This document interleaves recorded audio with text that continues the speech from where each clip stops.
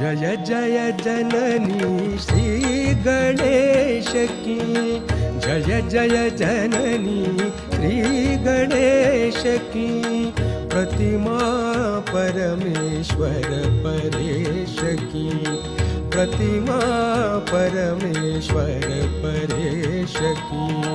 जय जय जननी श्री गणेश की, जय जय जननी श्री गणेश की, प्रतिमा परमेश्वर परेश की, प्रतिमा परमेश्वर परेश की।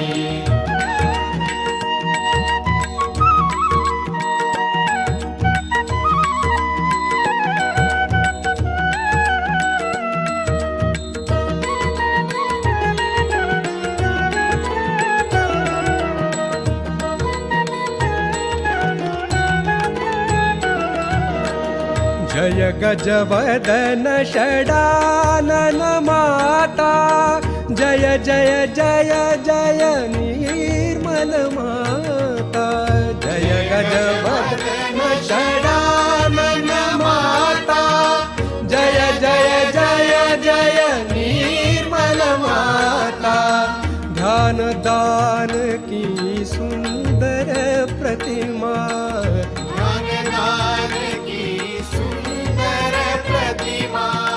बलिवाहिनी शुभ संदेश की। जय जय जननी श्री गणेश की, जय जय जननी श्री गणेश की, प्रतिमा परमेश्वर परेश की, प्रतिमा परमेश्वर परेश की।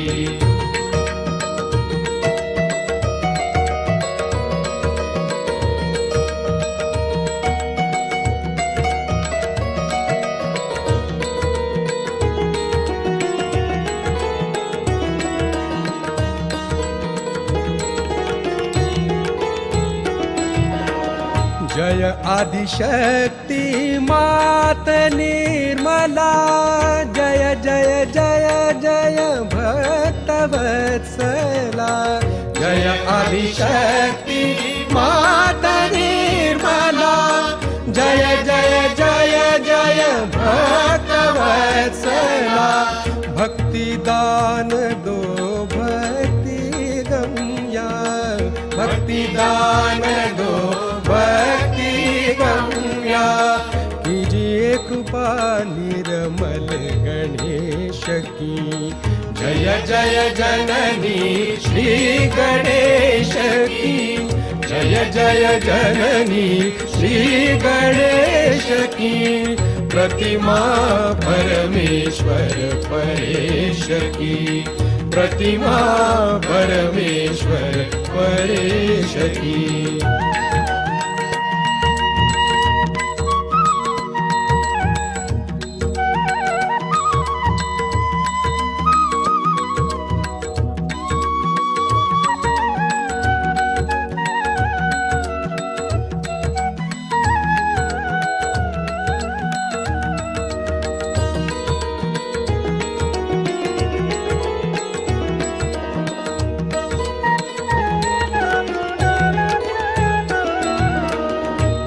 जगदम्बे मात भवानी, हे जगदम्बे मात भवानी।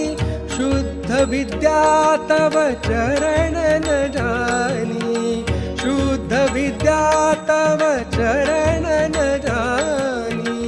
हे जगदम्बे मात भवानी, शुद्ध विद्या तव चरण जानी।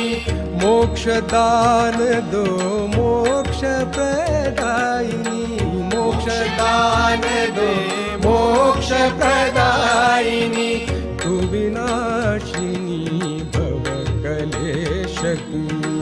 जय जय जननी श्री गणेश की, जय जय जननी श्री गणेश की। प्रतिमा परमेश्वर परेश की, प्रतिमा परमेश्वर परेश की।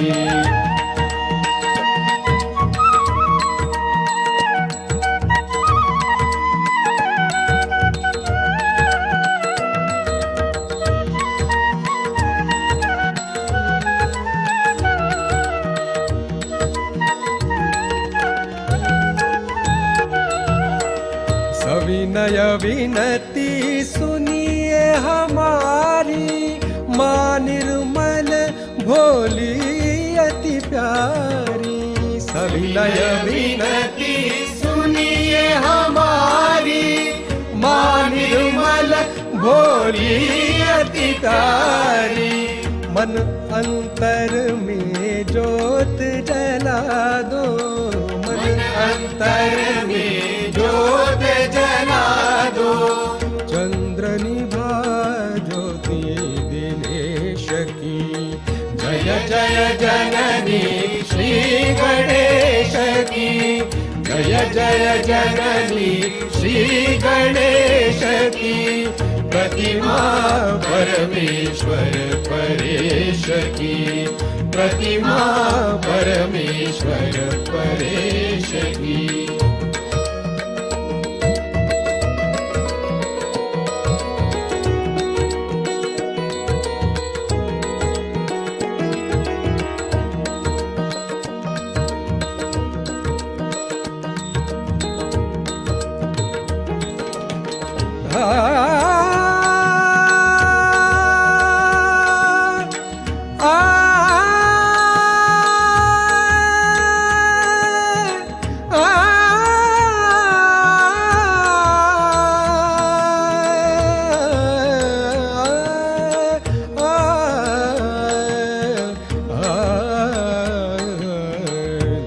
जय जननी श्री गणेश की, जय जय जननी श्री गणेश की। प्रतिमा परमेश्वर परेश की, प्रतिमा परमेश्वर परेश की, प्रतिमा परमेश्वर परेश की।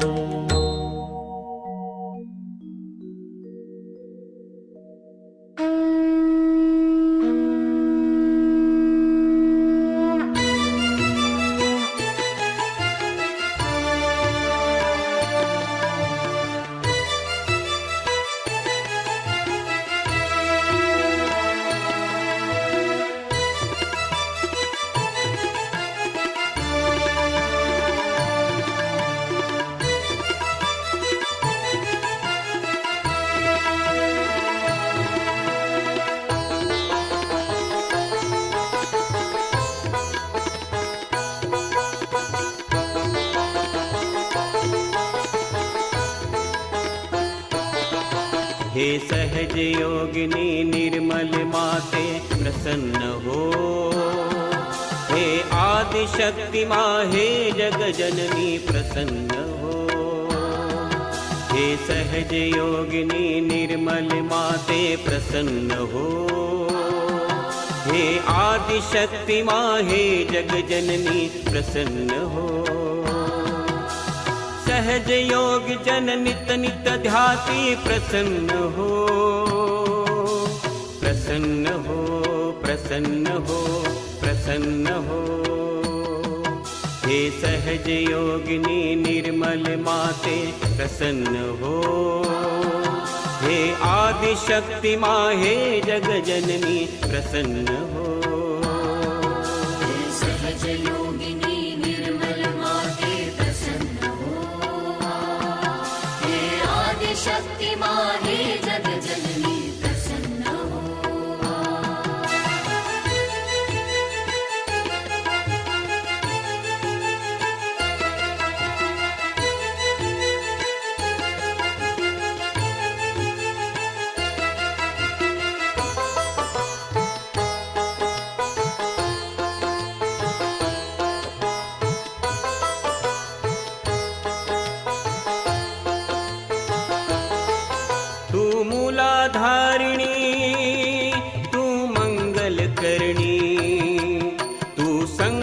हरणी माहे जगजननी तू मूलाधारिणी तू मंगल करणी तू संकट हरणी माहे जगजननी मम सकल कर्म फल रोपण करनी प्रसन्न हो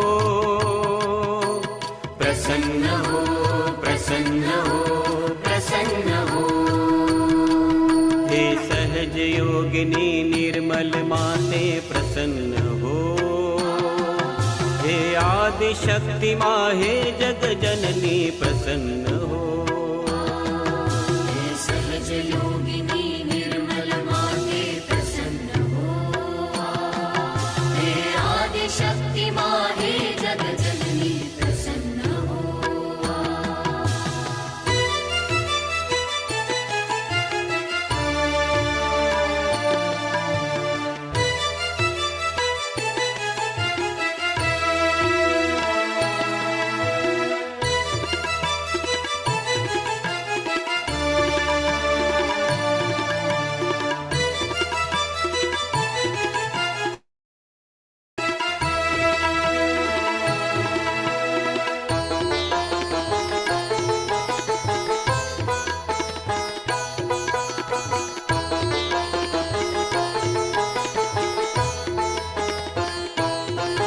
मा स्वादिष्टानी हे जगन्मोहिनी हे अनुपम दात्री मा कृपा निधानी मा स्वादिष्टानी हे जगन्मोहिनी हे अनुपम दात्री मा कृपा निधानी अक्षय पात्रीचा कल्प वृक्ष मा प्रसन्न हो प्रसन्न हो प्रसन्न हो प्रसन्न हो हे सहज योगिनी निर्मल माते प्रसन्न हो हे आदि शक्ति माहे जग जननी प्रसन्न हो हे सहज योगिनी निर्मल माते प्रसन्न हो हे आदि शक्ति माहे जग जननी प्रसन्न हो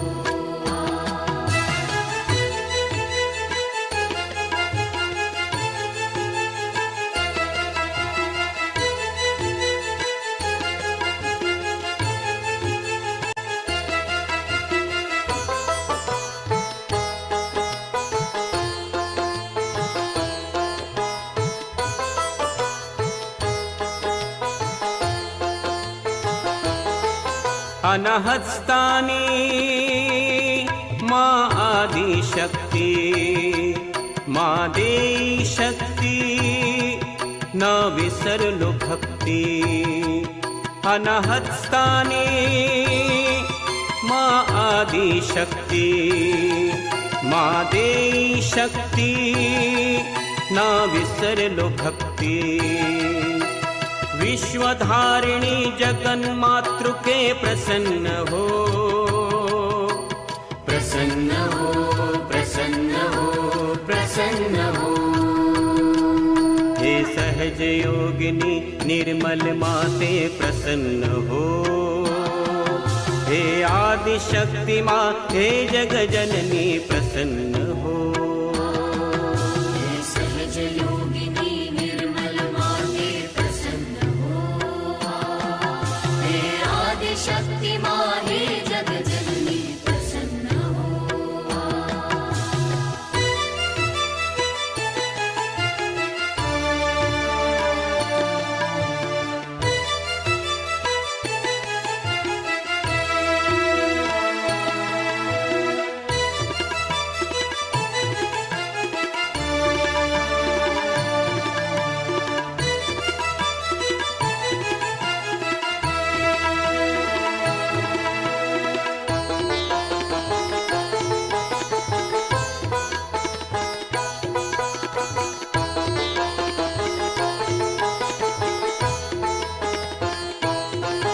मा आज्ञाचक्री मा जगत्रययन्त्री तू भवभयहन्त्री हे त्रिभुवन गन्त्री मा आज्ञाचक्री मा जगतययन्त्री तू भवभयहन्त्री हे त्रिभुवन गन्त्री हे सहस्रबाहु तेजो निधि मा प्रसन्न हो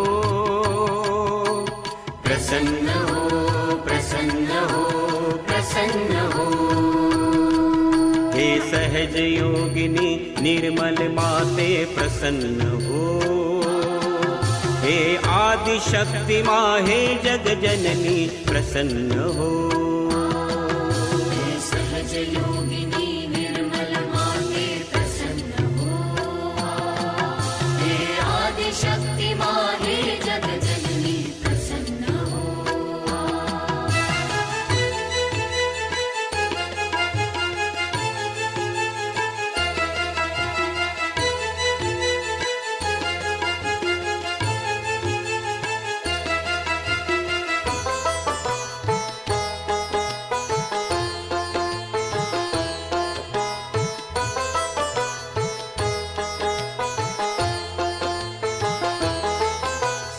सहस्रारगामिनी मा जगत स्वामिनी त्रिगुणात्मिका मा हे सहजदायिनी सहस्रारगामिनी मा जगत स्वामिनी त्रिगुणात्मिका मा हे सहजदायिनी विश्व निर्मला धर्म स्थापना प्रसन्न हो प्रसन्न हो प्रसन्न हो प्रसन्न हो हे सहज योगिनी निर्मल माते प्रसन्न हो हे आदि शक्ति माँ हे जग जननी प्रसन्न हो हे सहज योगिनी निर्मल माते प्रसन्न हो हे आदि शक्ति माँ हे जग जननी प्रसन्न हो सहज योग जन नित नित ध्याति प्रसन्न हो प्रसन्न हो प्रसन्न हो प्रसन्न हो हे सहज योगिनी निर्मल माते प्रसन्न हो हे आदि शक्ति माँ हे जग जननी प्रसन्न हो हे सहज योगिनी निर्मल माते प्रसन्न हो हे आदि शक्ति माँ हे जग जननी प्रसन्न हो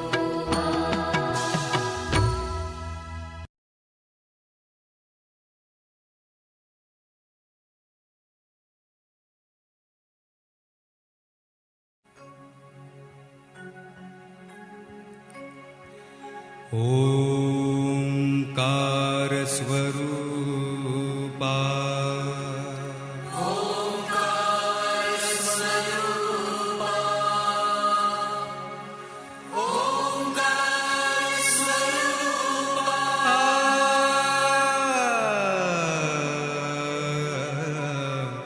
तुझं नमो तुझं नमो तुझं नमो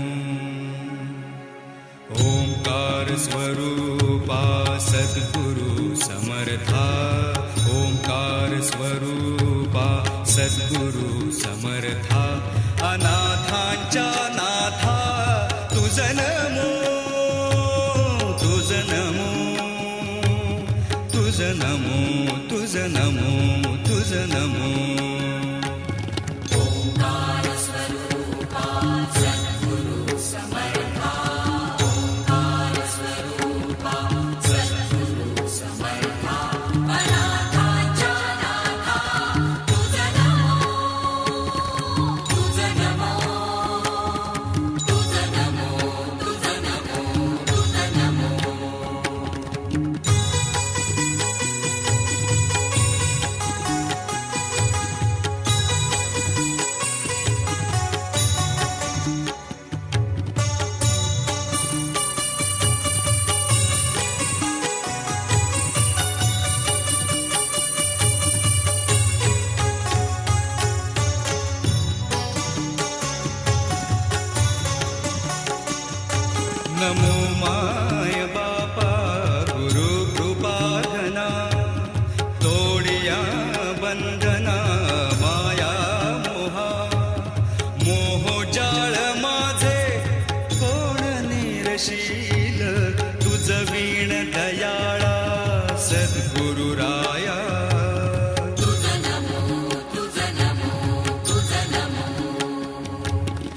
तुझ नमो तुझ नमो तुझ नमो तुझ नमो तुझ नमो तुझ नमो ओंकार स्वरूपा सद्गुरु समर्था ओंकार स्वरूपा सद्गुरु समर्था अनाथांच्या नाथा तुझ नमो तुझ नमो तुझ नमो तुझ नमो तुझ नमो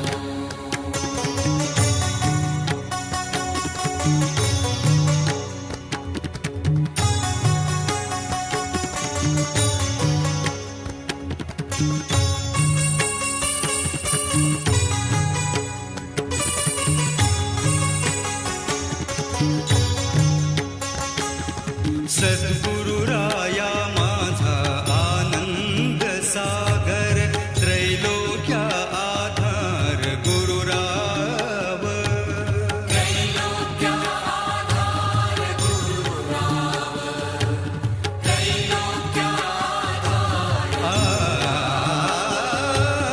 गुरुराव स्वामी असे स्वयं प्रकाश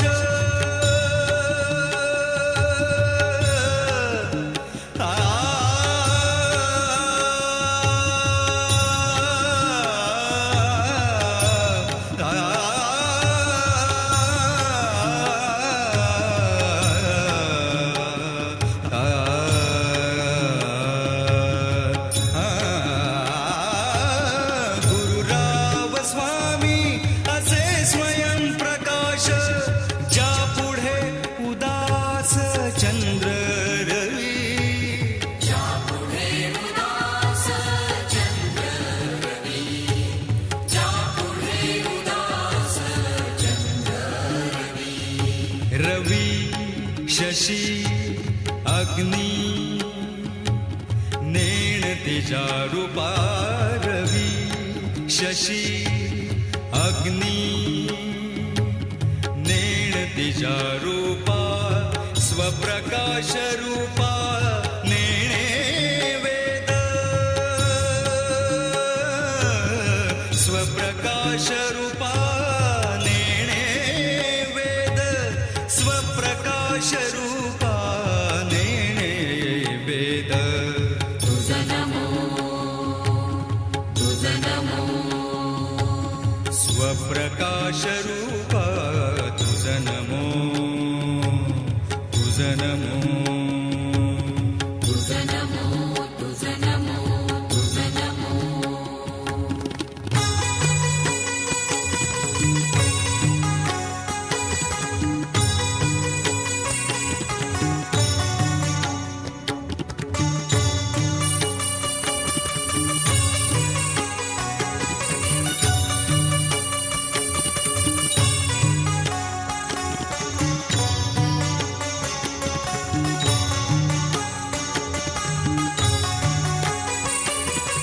एका जनार्दनी गुरु परब्रह्म एका जनार्दनी गुरु परब्रह्म तयाचे परिणाम सदामुखी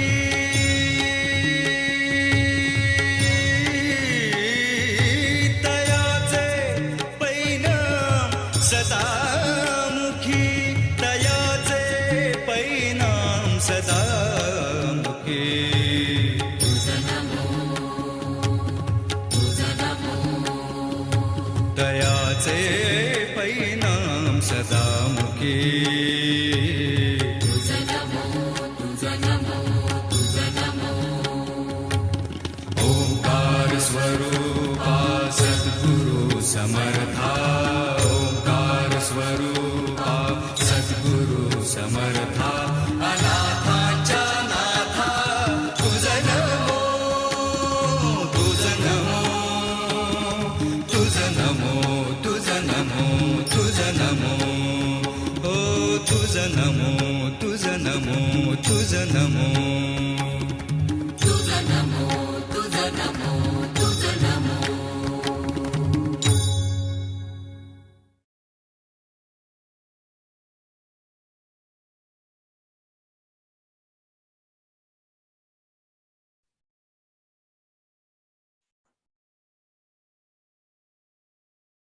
जय श्री माता जी। सहज योग,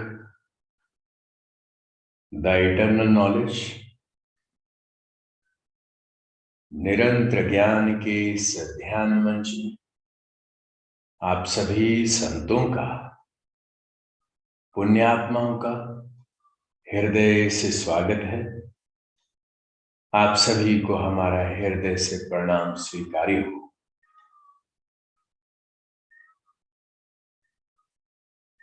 परम पावनी मां के चेतना सागर में सर्व समर्पित करते हुए आज सोमवार सहस्त्रार के दिन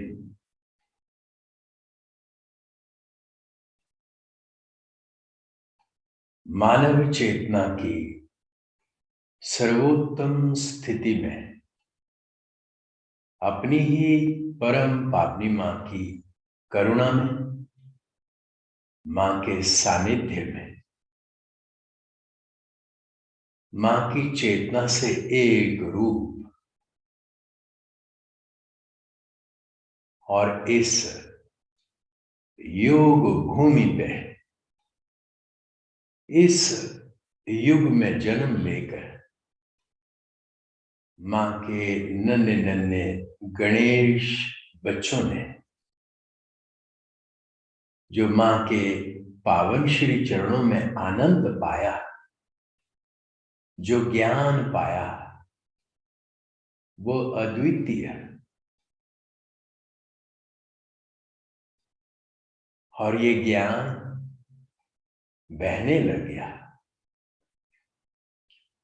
ये ज्ञान वैसा ज्ञान नहीं जो बुद्धि का ज्ञान है। बुद्धि तो सिर्फ डिकोड करने के लिए है, जैसे भूख का अपने आप लगना, खाना खा के अपने आप पचना, नींद अपने आप आना, सोने के बाद अपने आप जग जाना। वैसे ही मानव चेतना में जब हम उच्चतम स्थिति में जागृत हो गए तो हमारे अंदर से मां की करुणा बहने लगी, चैतन्य बहने लग गया, हमारा मध्य मार्ग खुल गया और हमारे अंदर के धर्म जागृत हो गए। हम वो कार्य कर ही नहीं सकते जो धर्म के विरोध में है। क्यों? क्योंकि चुभन, जलन, भारीपन जो होगा उसको हमारा सेंट्रल नर्व सिस्टम, मध्य तंत्र सहन नहीं कर सकता, तो हम सूक्ष्म हो जाते हैं और इस सूक्ष्मता के दिव्य आनंद में एक रूप हो करके आनंद के सागर में सहजता में ही समर्पित हो जाते हैं और तब कोई दूसरा रहता नहीं, क्योंकि चेतना एक रूप है, अखंड है, निराकार है, पूर्ण है, सर्वत्र है। जब कोई दूसरा नहीं तो क्षमा भाव हमारा सहज स्वभाव हो जाता है और क्षमा के आते ही हमारे एकादश रुद्र की शक्तियां जागृत हो जाती हैं और तब हम धर्मातीत हो जाते हैं। और जब हम धर्मातीत हो गए अर्थात धर्म हमारा स्वरूप बन गया, तब हम और ही हो जाते हैं मानव चेतना से दिव्य चेतना में। हमारे अंदर से सहज में ही देवी देवता जागृत हो जाते हैं, प्रसन्न हो जाते हैं और यही प्रसन्नता हमारा स्वरूप है। यही प्रसन्नता देवी का स्वरूप है। कहा गया है देवी प्रसन्नो भव, देवी प्रसन्नो भव, हे देवी प्रसन्नो भव। आइए देवी मां के इस प्रसन्न स्वरूप का अपने ही अंतःकरण में सामूहिक ध्यान के माध्यम से आनंद लें। जय श्री माता जी।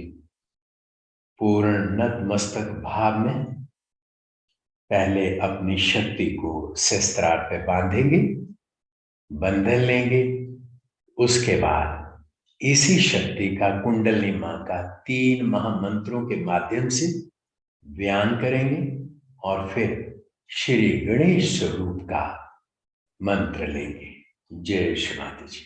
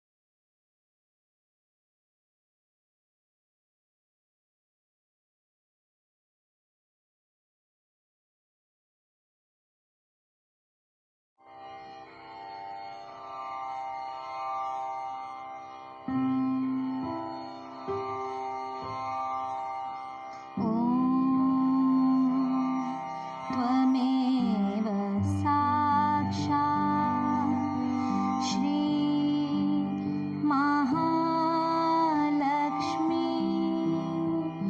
महासरस्वती महाकाली त्रिगुणात्मिका कुण्डलिनी साक्षात् श्री आदिशक्ति माताजी श्री निर्मला देव्यै नमो नमः। ॐ त्वमेव साक्षात् श्री कल्की साक्षात् श्री आदिशक्ति माताजी श्री निर्मला देव्यै नमो नमः। ॐ त्वमेव साक्षात् श्री कल्की साक्षात् श्री सहस्रार स्वामिनी मोक्ष प्रदायिनी माताजी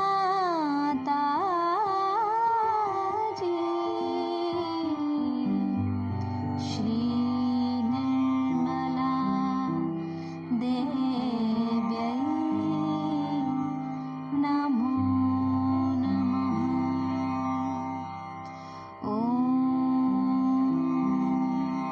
त्वमेव साक्षात् श्री गणेश साक्षात् श्री आदिशक्ति माताजी श्री निर्मला देव्यै नमो नमः।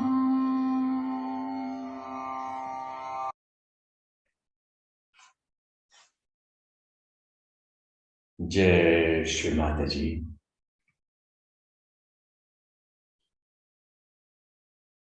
और प्रणव स्वरूप में जागृत हम चेतना स्वरूप में अपने सूक्ष्म भाव में मां को निहारे।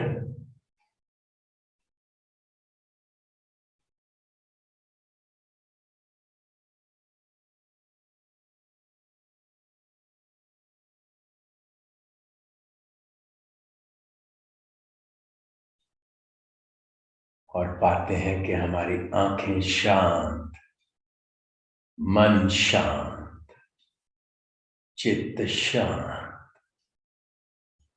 और चैतन्य बढ़ने लग गया, आनंद बढ़ने लग गया और मां का फोटो भी दिव्य होने लग गया। मां की दिव्यता का रूपांतरण हृदय में होने लग गया और हृदय कमल खिलने लग गया। और धीरे धीरे इस गहन आनंद के दिव्य भाव में आंखें स्वतः बंद होने लग गई, जैसे अनंत जन्मों की बहुत बड़ी संपदा मिल गई और मन तृप्त हो गया।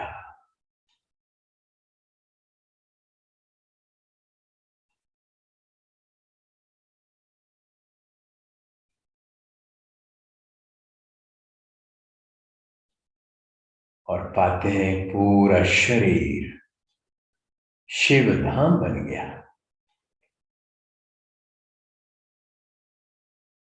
और ये चेतना का आनंद ही हमारा स्वरूप बन गया। आइए इस चेतना के आनंद में अपनी मां का हृदय में स्वागत करें।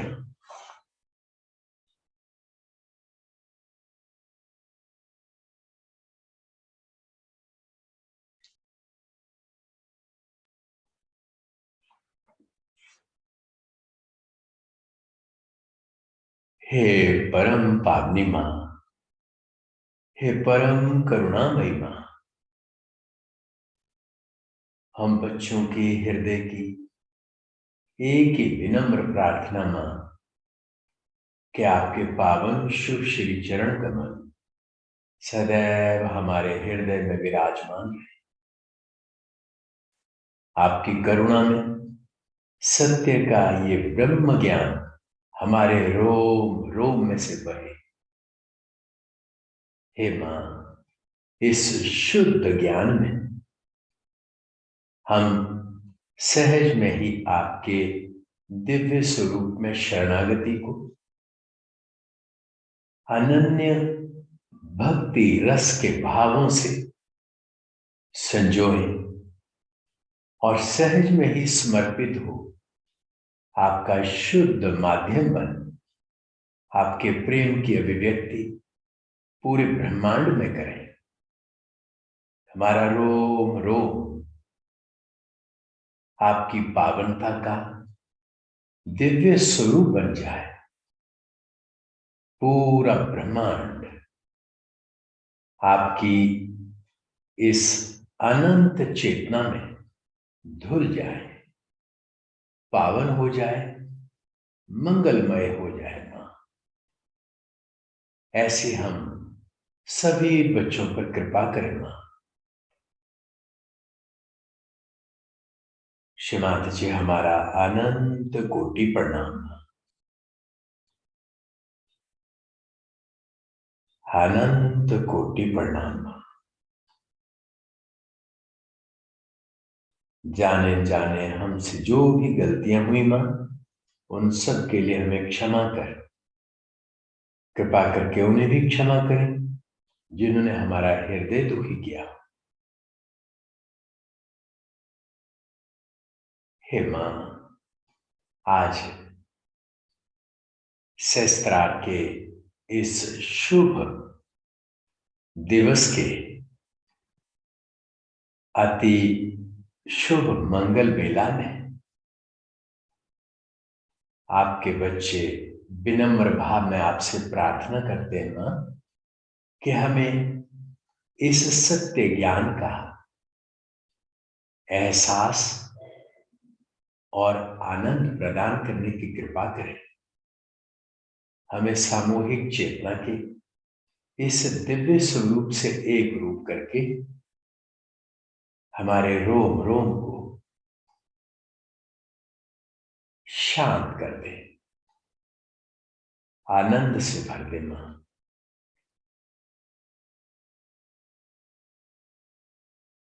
श्रीमाता जी आज के ध्यान की हमें अनुमति प्रदान करें और हमारा मार्ग प्रशस्त करें मां। जय श्री माता जी।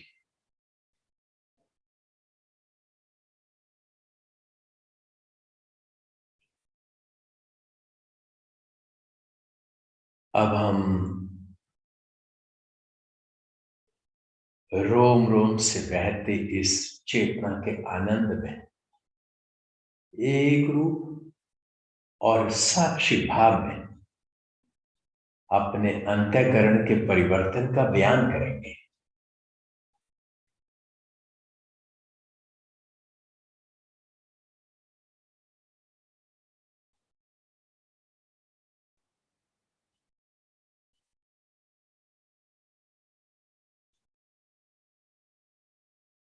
अब जो भी हमें महसूस होगा वो एक सामूहिक चेतना का आईना हमारे ही स्वरूप से प्रतिबिंबित होना शुरू हो जाएगा।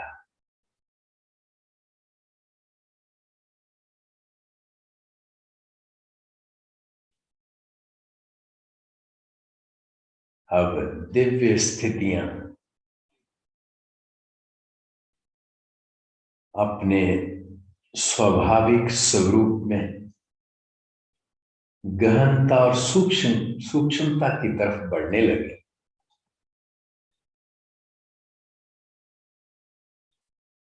चित्त शांत हो गया।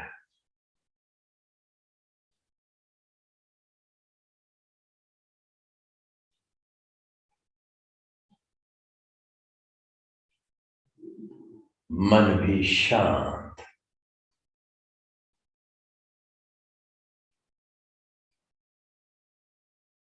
और चेतना साक्षी।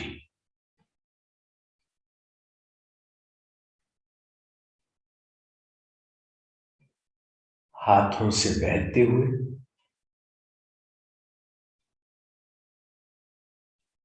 अपने शरीर के अंदर परिवर्तन को अपने सहस्त्रार में रोम रोम से इस परिवर्तन को महसूस कर पा रहे हैं।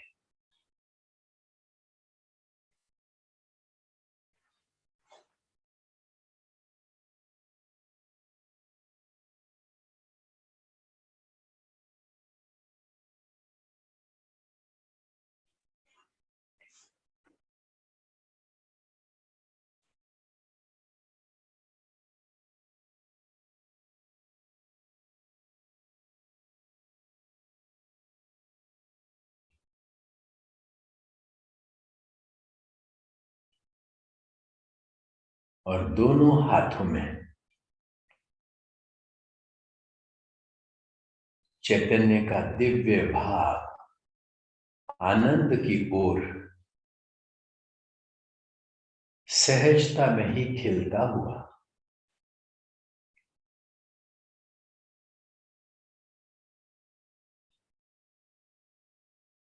अब जो घटित हो रहा है वही तो ज्ञान है।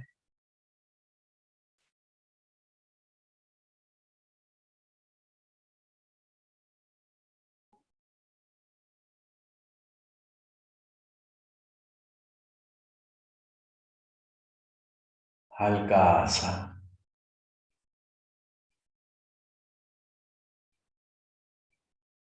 विचलित भाव दाएं स्वादिष्ठान पे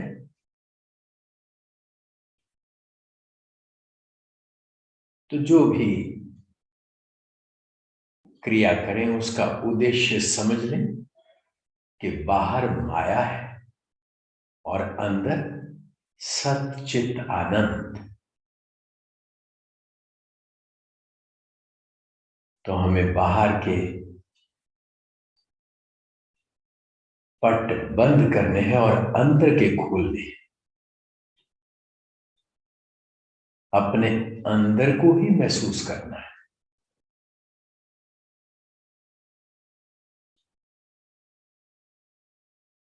और यही चित्त जब शांत हो जाएगा तो ये ज्ञान की गंगा बनकर बहेगा।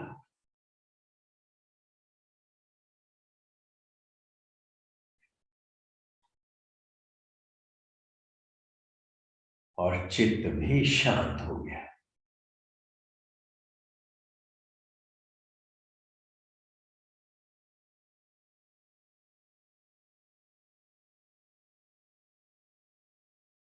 और अब पा रहे हैं कि सभी चक्रों में आनंद ही आनंद।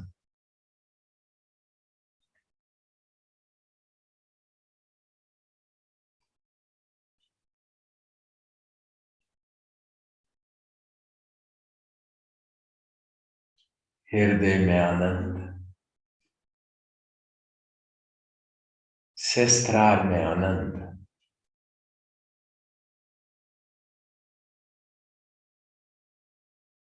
रोम रोम में आनंद।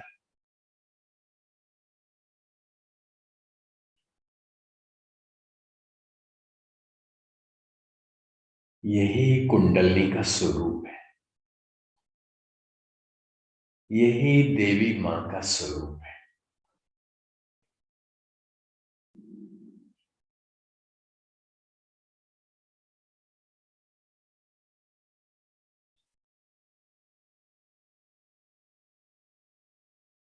जब सभी देवी देवता जागृत हो गए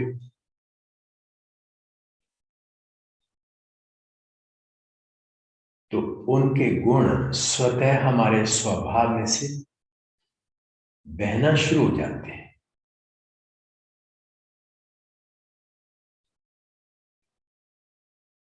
तब कुंडली मां सहस्त्रार में, निरानंद में, अखंड ब्रह्मांड में एक रूप हो पूरे ब्रह्मांड को अपने आगोश में ले लेती।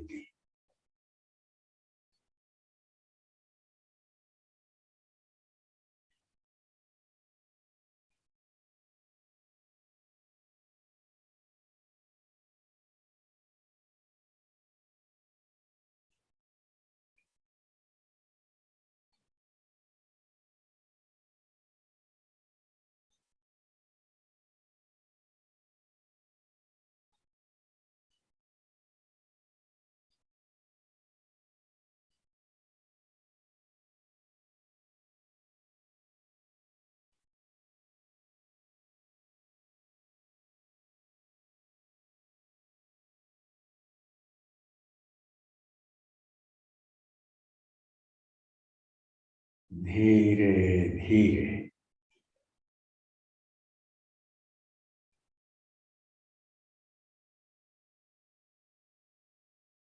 चित्त का बाह्य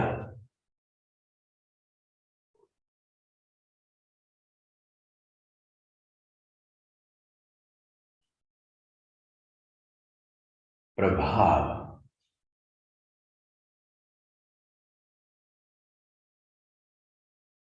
कुंडली के अनंत चेतना में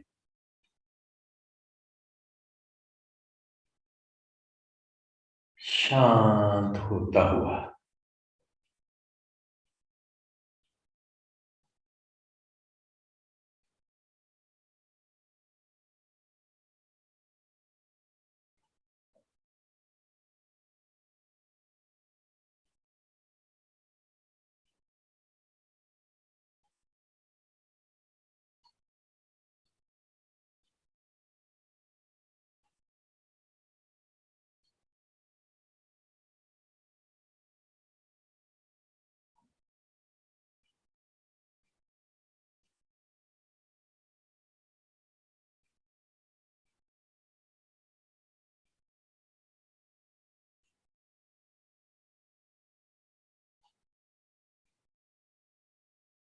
अब स्थिति आनंद में बदलने लगे।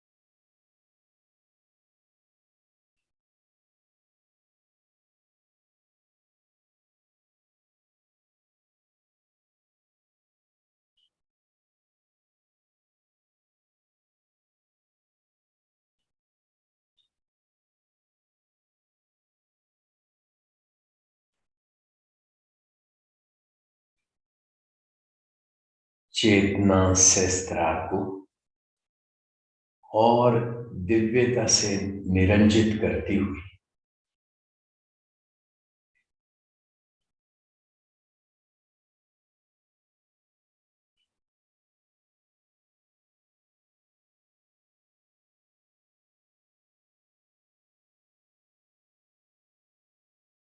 और अब शरीर को हम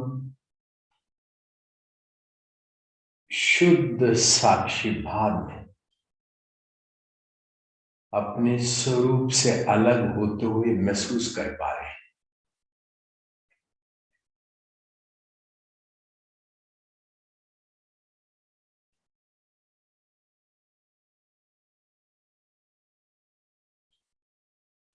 और चित्त चेतना के आनंद में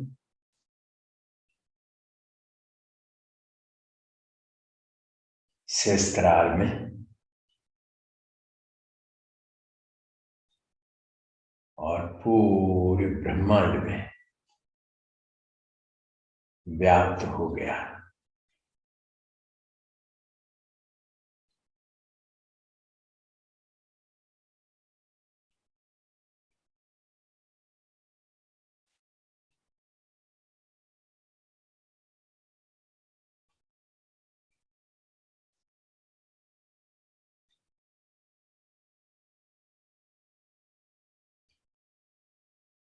अब सब कुछ दिव्य हो गया।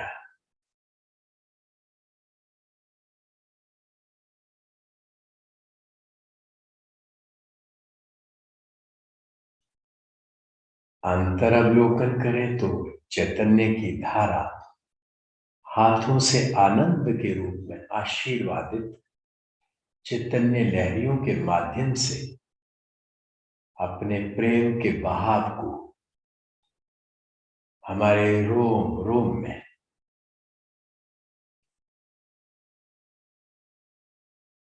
एहसास करवाती हुई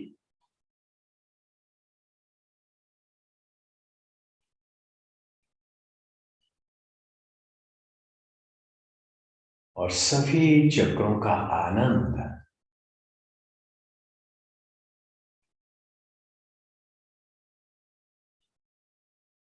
गहन शांति में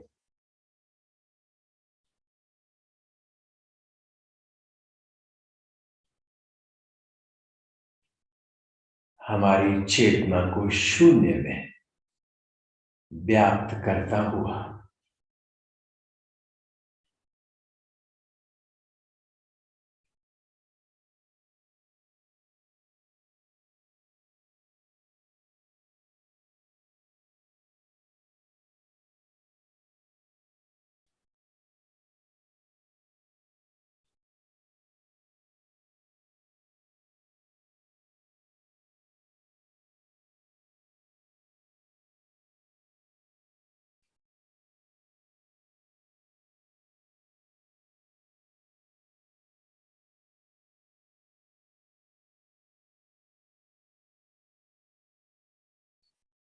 अब पा रहे हैं कि कुंडली की चेतना के वेग में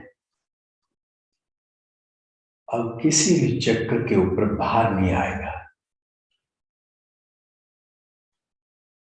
शरीर फूल की भांति हल्का हो गया।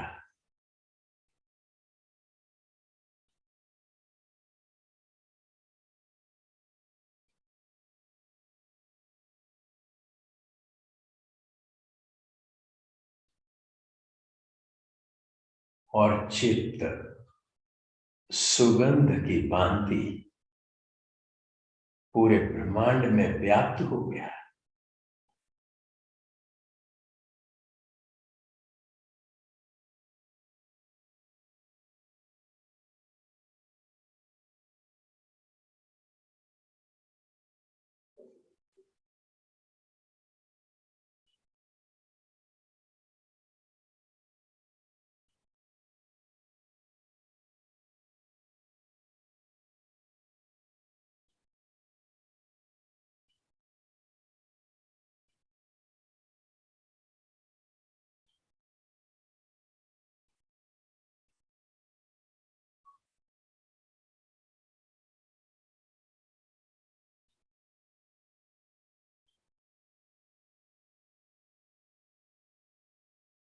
अब पा रहे हैं कि भाव अभाव को,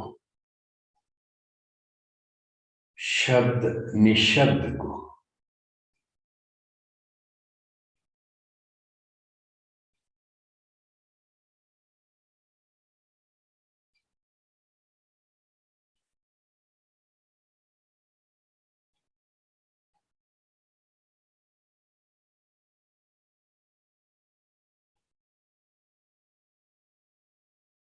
सहज में ही प्राप्त होते हुए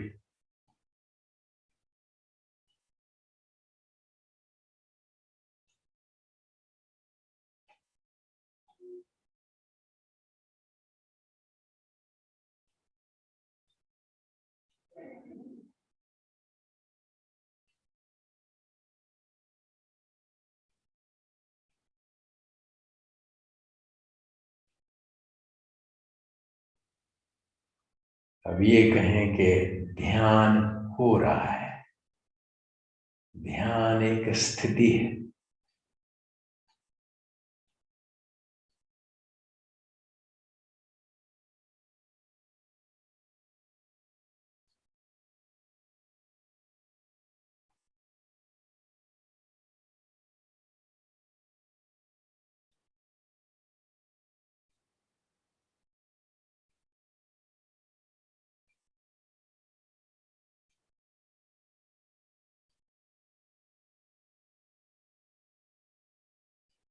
यही सामूहिक चेतना का आनंद है। यही पूर्ण भाव है। यही सहस्त्रार का निरानंद है।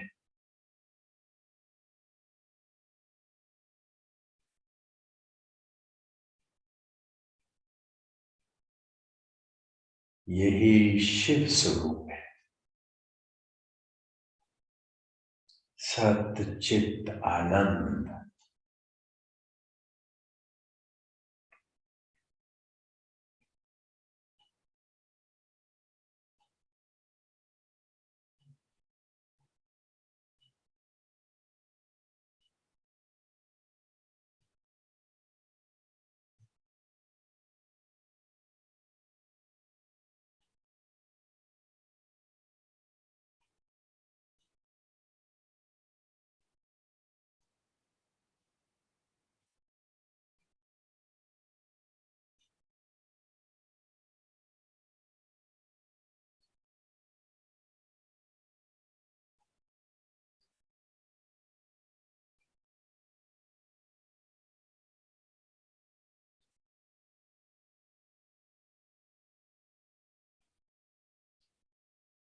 यही सत्य युग है।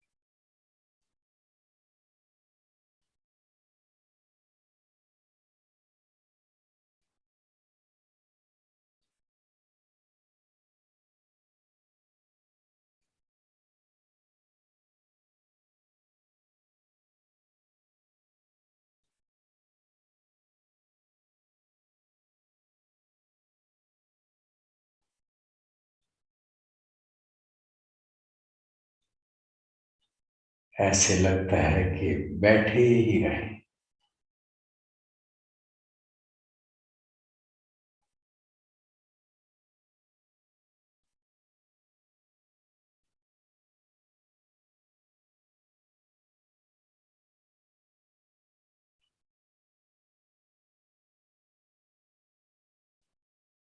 और इसमें हम कुछ कर नहीं रहे, बस हो रहा है।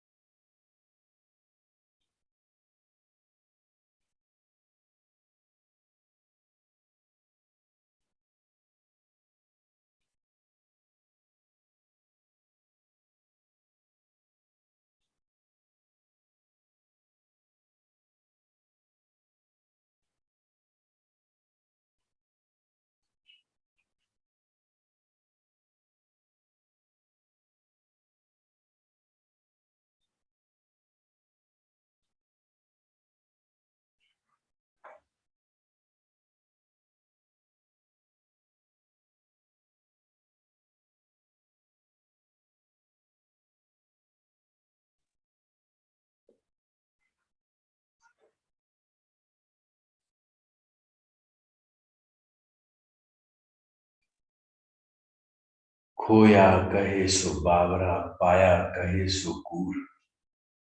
खोया पाया कछु नाही, ज्यों का त्यों भरपूर।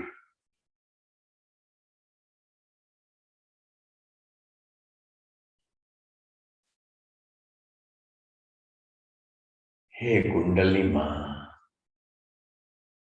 हे परमानंद मां, हे आदि मां, हे देवी मां, आपकी सदा सर्वदा ही जय हो मां।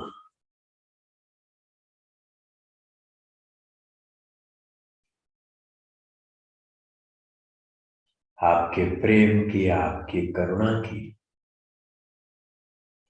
आपके मंगल स्वरूप की सदा सर्वदा ही जय हो मां।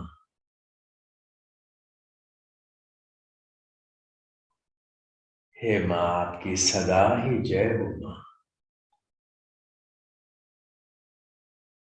आइए आज के मां के दिव्य ज्ञान के माध्यम से इस सत्य को महसूस करें कि असल में ज्ञान क्या है। जय श्री माता जी।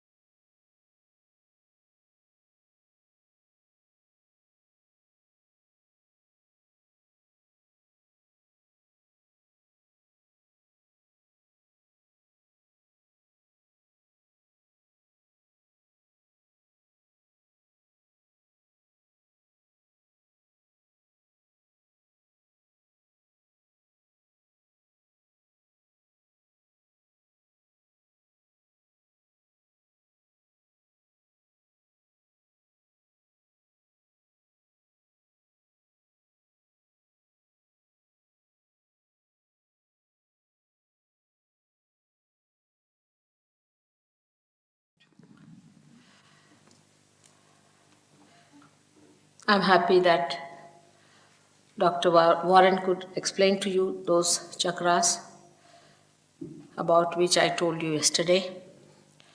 Because in one short lecture, you can't cover all these points. And if you get your realization and you progress well, Then you can listen to my tapes, which are in hundreds, and you can understand the knowledge is vast like ocean.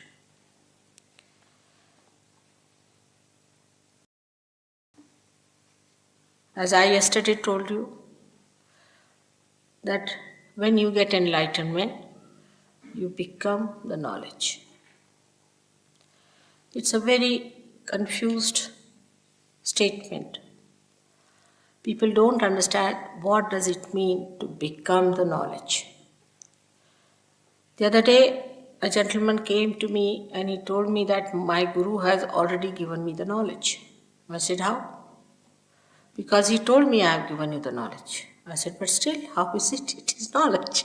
How do you believe that he has given you the knowledge? So he said, no, mother. He touched me on my forehead and I saw a light. I said, then still, you can see the light otherwise also. How is it you have got the knowledge? So he started thinking about it. He said that, what should happen if I get the knowledge? I said, see, this is another person sitting next to you. He's a Sahaja.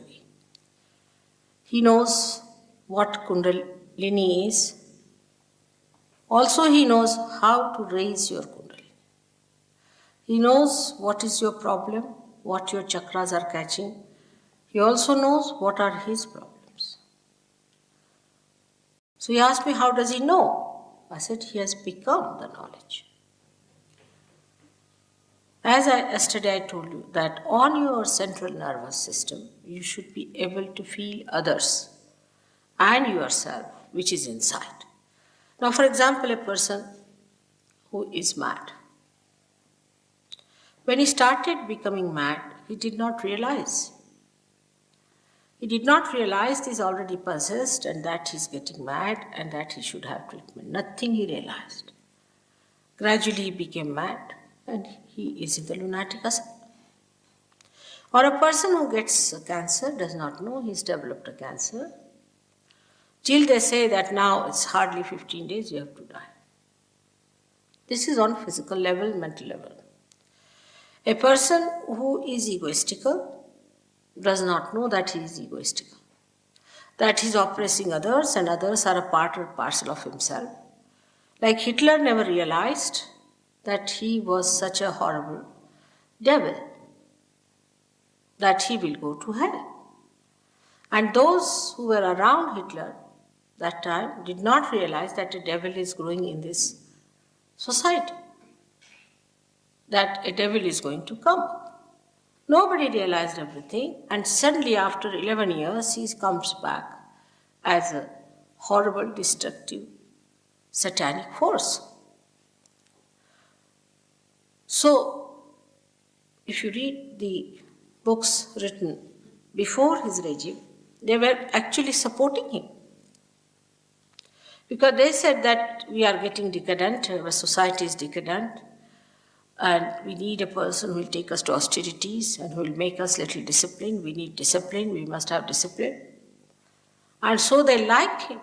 Even the young students liked him. When he went to the universities, he charmed them by saying we must have discipline, we should be austere, we should not eat this food, we should not eat that food, we should become very austere. And that thing was very much appreciated by the young people. They did not realize whether this man was a devil or not. Now, knowledge is such that in that you see the subtle of yourself and subtle of others. And the subtle of ours and the subtle of others resides in the chakras. These are the chakras which reside within us. And these chakras are the ones who cater to the need of any emergencies we have. For example, if you have to run very fast, we can run very fast. Our heart starts beating. The sympathetic goes into action. Then these chakras bring it back to normal by supplying proper energy to that part which has been overused. They bring it back to normal. When Say on the left hand side and the right hand side, we have two extraction of the sympathetic nervous system. When this extraction is too much on the chakras, these chakras get separated. And there is a deity in every chakra. And when that deity sleeps off, there is a separation from the whole, because that is how we are connected with the whole. This is supposing is the vertebra, is like this. Once it is broken off, you are broken off from the whole. The control is lost. Once the control is lost, then you start working on your own. Once a cell starts working on its own, it becomes malignant. It loses that relationship with the whole, which gives it balance, a sense of proportion and coordination, how much to grow, and that's how cancer is set in. In the society also nowadays, because the society is becoming ego-oriented, we go on saying, what's wrong? What's wrong in this? What's wrong in this? As today, just now, Warren was telling you that there is a dharma within us. We have got 10 dharmas, the 10 sustenance within us, the 10 commandments that we have to obey. Why? Because if you go out of them, then you go into an imbalance, and if the imbalance is set in, then you can develop any one of these problems which come out of imbalances. That is how we cannot cure cancer, because we cannot make the cells go back to its normal condition. At the most, what we can do is to remove the cells from the body who start attacking others and making them also ego-oriented. But we cannot make them again normal cells. Only through vibrations you can do it. Because when you vibrate these centers, they become more powerful, they expand their aura, so the circle that was small becomes bigger, engulfs both the sides and bring them together, and again the deities are awakened and the cells start getting the message from the whole. This is a simple principle, which is a subtle principle. But a person who gets a cancer, how will he know he's got a cancer or not? Because there is no way of knowing it. But when you become the knowledge, you start developing the sensation on your fingers. And there are decoding words, decoding language, which tells you which are the centers catching and how to cure it. Immediately you are on the alert because you know it's happening. Now people who have, say, mental problem, they don't know they have mental problem. Some of them, they are not at all aware of it. But then they realize they have a mental problem. A psychiatrist came to see me. Today only he was with me. He's a Sahaja and he treated some mentally handicapped person. He's a psychiatrist. So he finds always his finger shakes before me. This finger and this thumb. If this is burning and this is shaking, that means there's a position working on you. It's a simple thing like that. Now this person can clear it out because Sahaja takes hardly 2 minutes to clear it out. But the person who has got it can be also cleared out, because once you know what is the center, and if you know the deities whom to awaken, and if you know how to awaken them, you get it cleared out. That's how mad people can also get cured. Now here there's a madman on the road. Just now when he was speaking, I was in the room. He was saying, you must seek Christ, you must seek God, and all those things on the street. He's himself mad. You see a mad leading others into what? Lunatic asylum? He's talking like that loudly. You must seek Lord, you must seek God. How? How do you seek? Just giving lectures, seek the Lord, seek gods. Is this the way? If I say now, put your attention inside, just now you are sitting before me. A simple thing. Your attention is towards me. Now turn your attention inside. Can you do it? You may say, yes, we are doing it. That's wrong. That you are not doing at all. Something has to happen within. Unless and until something happens, your attention cannot go inside. Many people just believe into something false. Go on believing into it till they suffer from it. I have seen people who have been like that, fanatics. In their old age, they become absolutely either violent people or useless or aggressive or boring. Some of them become really half mad and some of them full mads. So, believing into anything without the knowledge about it is a very blind game. Now, sustenance has to be there. Now, we can say in India we have Sikhism, which is a very great religion. But the people who belong to Sikhism are not supposed to drink at all. After all, Guru Nanak, when he said you are not to drink, because he knew about it, he knew what he was saying about it. He was an incarnation of the primordial being. He was the primordial master. And when he said that you should not drink, now I'm told that in England the Sikh people drink more than even the Scotland people. It's more surprising. Imagine, see about Islam, because Muhammad Sahib and Nanak Sahib are the same persons. He said the same thing. Moses said the same thing. Ask the Jews, what are they doing? He said strong drinks, alcohols, all must be avoided. At the time of Muhammad Sahib, there were no cigarettes. So he didn't say about cigarettes. So Muslims say, oh, cigarettes are all right, doesn't matter. You see, these things are so, there are so many loopholes. In India, we have communities and communities like that where you go and see, you will be amazed. Like Jains, they won't eat meat, but they will drink. Can you imagine? Drinking goes against your awareness is a fact.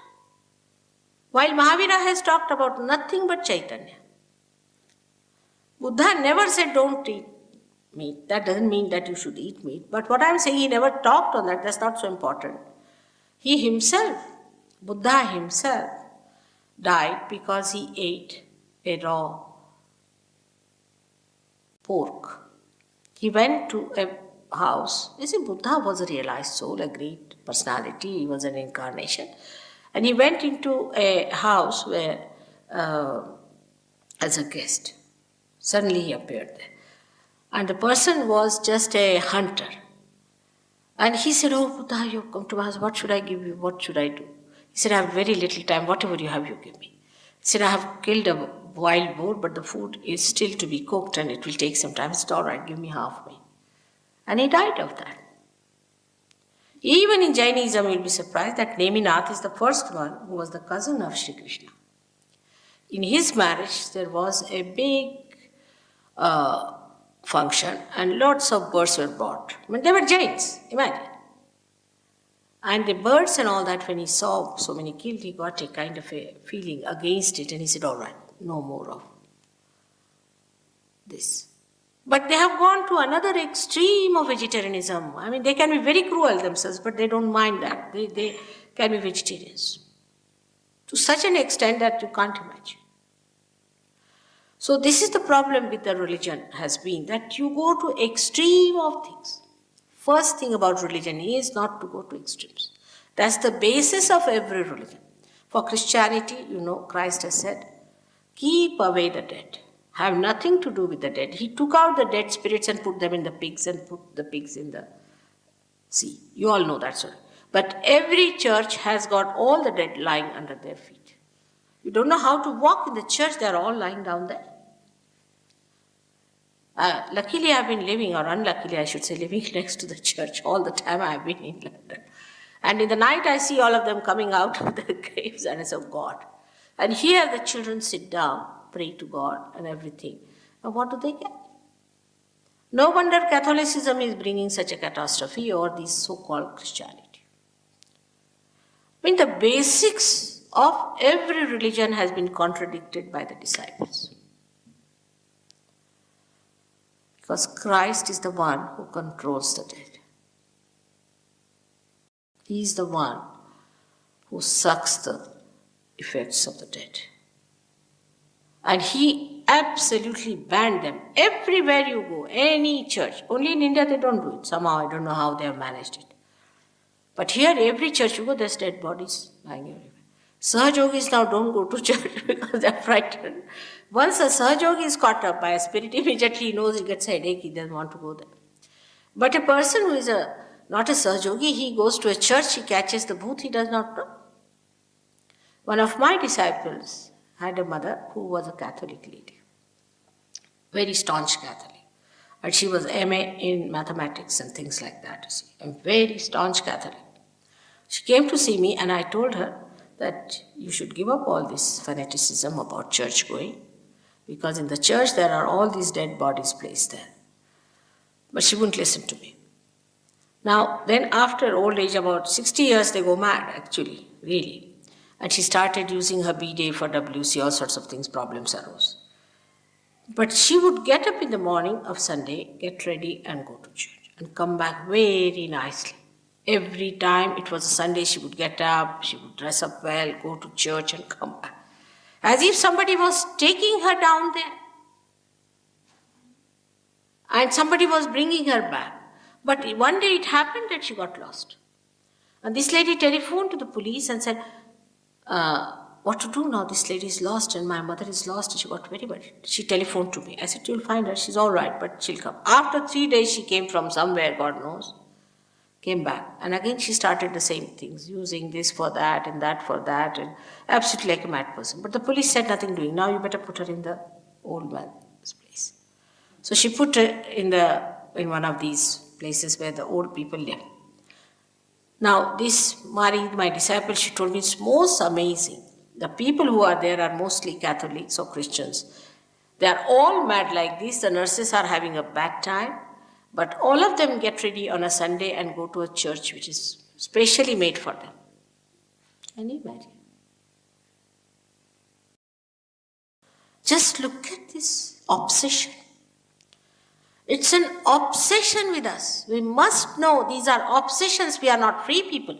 We are slave to these things. Now, once you come to this side, the other side of slavery are our habits. They enslave us. They enslave us. I have seen now people, I once had a minister sitting with me, and Russian minister, very powerful man otherwise. And suddenly he got up. He was the host. Suddenly he got up. Oh, I must go. I said, what happened? He said, I'm a sick man. I said, what's the matter with you? You see, I'm a football fan and I can't sit any longer. The football match must have started. Imagine, he was the chief host.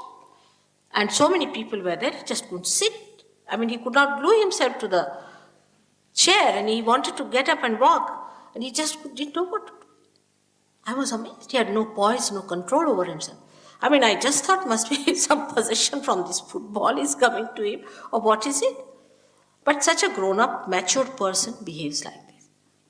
This is nothing. Other habits that we have are much worse, and they all enslave us. We can't live without them. Anything that is in this world is for us. We are not for anything. If anything can enslave us, we should know that we are the masters of everything. If a chair doesn't make you comfortable or uncomfortable, it's not important. What is important is that this doesn't enslave you. Nothing should enslave you. The one who is a king, who is the emperor, is least bothered. If you put that person on the street, he'll sleep well. If you put him anywhere, he'll be happy. That's the person is the real emperor, but not the emperor who cannot live without complete comfort. If he's slave of the comfort, then he's not an emperor. All these things we can learn when our center here, Nabhi Chakra, is awakened. When the light spreads in that area, in the void, the green color you see, then what happens? Immediately in that light, you don't see anything. But the light works. Enlightenment is such that it goes into action. The light itself acts. Can you imagine? The light itself acts in you. We had a doctor who was very fond of wines, drinks, and I never tell you don't drink. I never say that because I don't want people to run away. No, nothing of the kind. You sit down comfortably, just take your realization. Then we'll see about it. This fellow gave up his drinking next day. But then he had to go to Germany. And he thought, I better try some special type of wine that he had liked. So he tried it. And then he vomited. He couldn't bear it. He said the taste was so bad. I had never tasted such a dirty thing. I never told him. It just happened. He saved money. He could buy things out of the money he saved. He was a free bird. But I don't have to tell you this because we are so addicted and identified that even if you say that this can happen with SahajaYoga, many people will refuse it. Our identifications have gone so deeper into our being, our hangs up, as we say, that we are not free people at all. We might be free politically, all right. But this is so superficial. The spirit is the only thing that is free within you, which has no hangs up, which has no habits, which does not stick on to anything, is completely detached and emitting joy to us. It is the thing that makes our spirit, our attention so enlightened. Now, enlightened attention, as I said, is not the attention that we understand that there's a light, we see the light, nothing of the kind. But with this enlightened attention, our awareness becomes enlightened. So that we start feeling other people on our hands. Like the other person here sitting yesterday, you must have seen. आप जरा ठीक से बैठिए, सब लोग क्या सोचेंगे? कायदे से बैठिए, अब हिंदुस्तानी आदमी. The other day, one gentleman was here and he told me that your energies are different from mine. Nothing of the kind. If you have negative energies, for the time being you will shake. Definitely you will shake for a while. No doubt if you have too much negative energies. Like once we had a program and some people were there, some Brahmins. And they were very much against me because I am not a Brahmin. They said, we'll not have a mother's program. I didn't know all these stories. They never told me. But they came before me and started shaking like this. So I said, why are you shaking so much? They said, we are Brahmins and we understand you are Shakti, so we are shaking. I said, but why are you shaking? Nobody is shaking here. So they pointed out to other 4 people. They said, see, they are also shaking. So I said, go and find out from where do they come. They went and found out that they came from lunatic asylum. I said, relatively, you should see who are shaking are you and these people, nobody else. So if there are negative forces, do shake a little bit. But we should see again, what's the use? What's the use of getting this energy within us? That is very important because we are utility-oriented people. Everything must have an utility. As it is, what do we have which has utility in this world? Nothing. If we had something which had real utility, we would not hanker after anything else. The hankering is still on, so we should conclude that whatever we have got now is not the ultimate. The utility of the ultimate is that once you get the ultimate, everything becomes relative. Everything becomes relative. That is, what becomes relative is all these changing things, all those things which are perishable, all those things which try to enslave us, all those things they are attracted outwardly but inside they are like snakes. And what we become is a detached personality. आपको कोई शिकायत है क्या? Sorry, yeah? शिकायत है, इससे some problem होती है. तो फिर आराम से बैठिए, पर सामने बैठे ना ये लोग उसका गलत समझ लेते हैं. Now, our idea about any understanding about religion is that we go to a limited church and a limited society, limited club, do exactly the same, wear the same sort of dresses, wear the same sort of cap or things, we belong to one religion. There is nothing like that. It's all man-made. You see, it's all artificial. Whatever is man-made is artificial, you know that. They write it down for also for all the clothes that are made by man. They say man-made material. So it's not God-made. It's we have made our own religions and we are fighting for it. The religions are something within yourself, within your being. It has nothing to do with what sort of nonsense we have made out of it. This is the quality of a person. Like carbon has got 4 valencies, you have got these 10 valencies.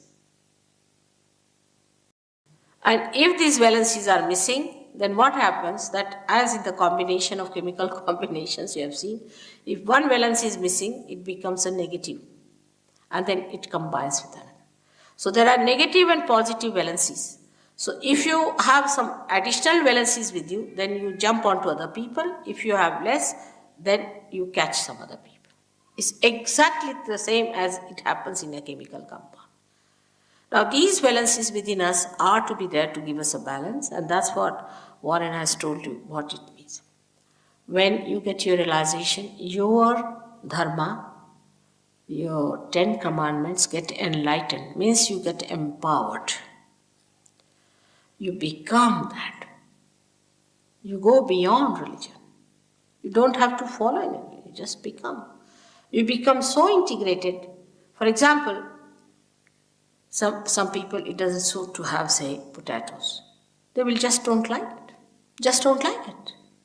Before realize it's just the other way around. If they are not supposed to eat potatoes, they'll eat potatoes more. After realization, you won't just have it. You won't have it. You are so integrated. The sustenance within us gets so enlightened that our priorities change completely. We start judging everything on vibrations. Now we have a little girl, you have seen Olympia. She eats very little, practically solid food she does not eat. But if I give her anything to eat, she will eat. From nobody else. But if I give her anything, she'll ask for more and eat. It's surprising, she understands vibrations. If you understand vibrations, then it is very easy to retain your valencies intact because you are empowered. Not only that, but you just don't like anything else because you like the vibrations to flow. When the vibrations are flowing, the spirit is emitting through your central nervous system the joy. That is the quality of your spirit. The joy you start feeling. And when you start feeling the joy, then you don't want to give up for anything. Just don't want to give up. You want to enjoy it. So you become the knowledge and the attention which is actually placed in this area and sustained by your liver becomes enlightened.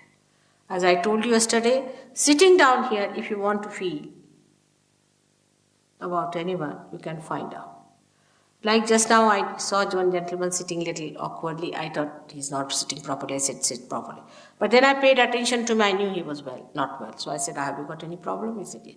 I said, then it's all right. So with attention, you immediately understand a person, what's the problem with that person is. Sitting down here, you can find out the vibrations of anyone. For example, now we can say, if there's no Russian, that, should I say or not? Brezhnev is possessed. He's a possessed man just now. I'm going to Russia. I hope I'll take out his possessions. He's a possessed man. They are dealing in these parapsychology. Same in America, it's going to happen. It's going to happen everywhere where you try to practice these spiritualists and all that, what we call Preta Vidya, Smashana Vidya and all that, which is absolutely horrible things. Calling them with sophisticated names like parapsychology and calling by, what are the names they call it? Charismatic movements and all sorts. It's nothing but spirits. Nothing but spirits. All these people are practicing nothing but spirits. They bring out the dead spirits and call it the Holy Ghost, imagine. This charismatic movement is another horrible thing. I don't know how to tell you about it, but I must say that the whole science has become so subtle that nobody knows that this is the Scorpius horrible satanic force that is working through us and attracting us to these spirits. Some people said, Mother, there are good spirits and bad spirits. But why? Why? Why go to the dead? You don't know which is good, which is bad. How will you know? Why go to the dead? We have to be in the present. We don't have to be in the past. So that's one thing.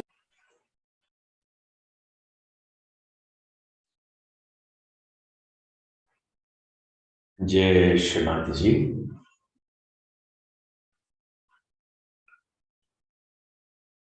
मध्य मार्ग में, कुंडलनी के मार्ग में, धर्म के मार्ग में आइए इस चैतन्य से एकाकार हो, इस निशब्द चेतना का ध्यान जो हमारा सहज स्वभाव है उसका आनंद लें।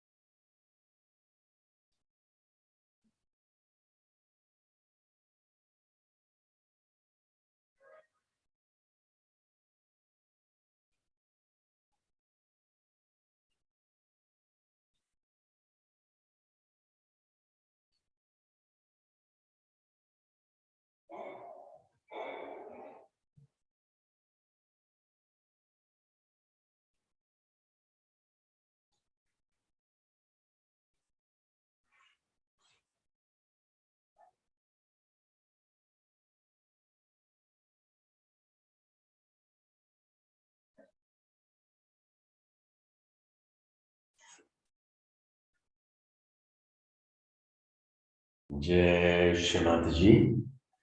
3 महामंत्र।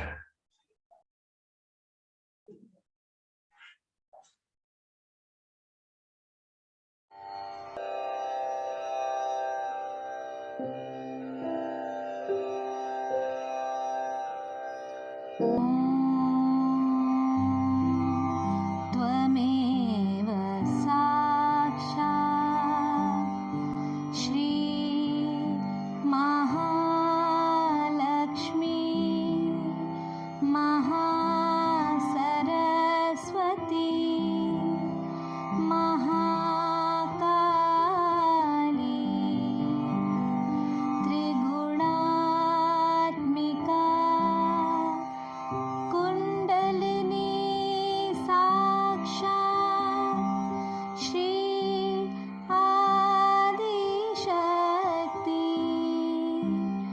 माताजी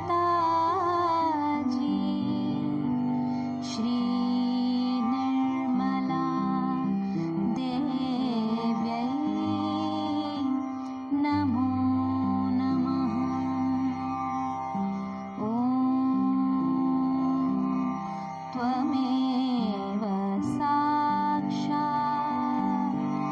श्री कल्की साक्षात् श्री आदिशक्ति माताजी श्री निर्मला देव्यै नमो नमः। ॐ त्वमेव साक्षात् श्री कल्की साक्षात् श्री सहस्रा स्वामिनी मोक्ष प्रदायिनी माताजी श्री निर्मला देव्यै नमो नमः। श्री निर्मला देव्यै नमो नमः। श्री निर्मला देव्यै नमो नमः।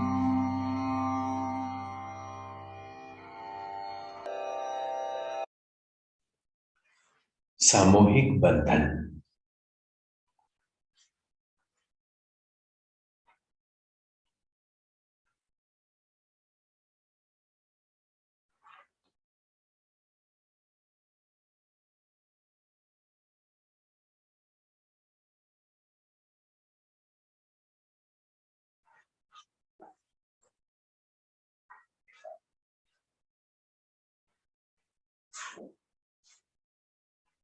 जय श्रीनाथ जी। आज के माँ के अमृत वाणी का reference YouTube 1982 0711, YouTube 1982 0711 from heart to सेस्त्रारा, डर्बी इंग्लैंड। 1 घंटा 33 मिनट की है ये स्पीच माँ की, और इसमें हमने 31 मिनट्स का ही प्ले किया, शुरू वाला पार्ट। माँ ने जो बताया वो मुख्य तौर पे यही है कि ज्ञान क्या है। तो माँ कह रहे हैं जब आप इस ज्ञान से एक हो जाते हैं, यू बिकम द नॉलेज। और ये ज्ञान क्या है? जब कुंडलिनी जागृत होती है तो आपका मध्य तंत्र जागृत हो जाता है, आपके चक्रों से चैतन्य बहने लगता है, और ये जो चक्र है वो आपके अंदर ज्ञान का भंडार है। यही ज्ञान आपको सत्य के बारे में बताता है, आपको अपने बारे, दूसरे के बारे में पता चलता है, और कौन सा कैच कहाँ है, उसका मायने क्या है, ये भी आपको पता चलता है। और मां कह रहे हैं कि आप धर्म में आ जाते हैं। धर्म कौन सा? तो मां ने बताया कि जो आपके 10 धर्म है आपके अंदर, अगर कम है तो आप लेफ्ट में चले जाते हैं, अगर ज्यादा बैलेंसेस है तो आप राइट में चले जाते हैं। तो मां कह रहे हैं जो कुंडली है वो आपको इन धर्मों में एक रूप करती है। आपका धर्म स्वभाव बन जाता है, आप धर्म के विरोध में कोई भी कार्य नहीं करते। और मां कह रहे हैं कि जब आपके अंदर कोई पोजीशन होता है तो बैक आ गया और जो हमारा लेफ्ट स्वादिष्ठान है, ये दोनों में कैच आता है। और अगर ये बैक आ गया वाली फिंगर हिलती है और हमारे थंब में, लेफ्ट थंब में अगर बर्निंग सेंसेशन आती है तो ये सर्टनली कैच है, पोजीशन है, तो उसको ठीक किया जा सकता है। तो ये सारा ज्ञान मां बता रहे हैं कि जो तथाकथित धर्मों का ज्ञान जिसको हम सच मानते हैं, जो बुद्धि के स्तर पे हम मान चुके हैं, वो असल में ज्ञान नहीं। ज्ञान कुंडली जागरण के बाद है। और मां कह रहे हैं कि आप किसी भी एक्सट्रीम में ना जाएं, मध्य में रहें, मध्य में ही आपकी कुंडली मां है। और मां कह रहे हैं कि जब आपके अंदर जीसस क्राइस्ट का जन्म होता है तो आपके अंदर में जितने भी इल इफेक्ट्स हैं डेड स्पिरिट्स के, वो सब खत्म हो जाते हैं। और मां कह रहे हैं कि जो आपका आत्मा है जब जागृत हो गया तो यू बिकम द मास्टर। तब आप किसी भी एनस्लेवमेंट में, किसी भी चीज के गुलाम नहीं बनते। कोई भी चीज आपको अपने अंदर बांध नहीं सकती। और मां कह रहे हैं कि जो नेगेटिव फोर्सेस के जो बंधन है वो धीरे धीरे अपने आप टूट जाते हैं। तो मां कह रहे हैं कि धर्म अपने ही अंदर है और आपको धर्म से परे धर्मातीत स्थिति में जाना है, जो आत्मा का आनंद स्वरूप है। आइए मां के जो सहज में ये ज्ञान दिया मां ने और ध्यान का आनंद दिया, उसके लिए मां का हृदय में धन्यवाद करें। हे परम भावनी मां, हे आनंद स्वरूपा मां, आज के सामूहिक ध्यान के लिए, आपके अनंत आशीर्वादों के लिए, सहज स्थिति के लिए और आपके दिव्य अमृत वाणी के शुद्ध चेतना के विकास के लिए जो आपने हमें आशीर्वाद दिए, इन सब के लिए मां हम सभी बच्चे आपके आभारी हैं, सदैव ऋणी हैं मां। मां इस दौरान हम बच्चों से जाने अनजाने कोई गलती हुई हो तो कृपा करके क्षमा करें मां। श्रीमाता जी, हमारा प्रेम पूरी तरह से पूरे विश्व को एक रूप करे। ये शुद्ध ज्ञान, ये आत्मा का ज्ञान, ये चेतना का स्वरूप सबके अंदर जागृत हो और हम आपका शुद्ध माध्यम बने, ऐसे हम पर कृपा करें मां। हमें अपना शुद्ध माध्यम बना करके हमें अनुग्रहित करने की कृपा करें मां।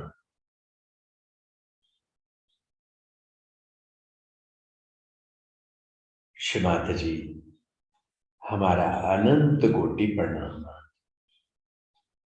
अनंत कोटि प्रणाम मां, अनंत कोटि प्रणाम मां। जय श्रीमाता जी, जय श्रीमाता जी, जय श्रीमाता जी।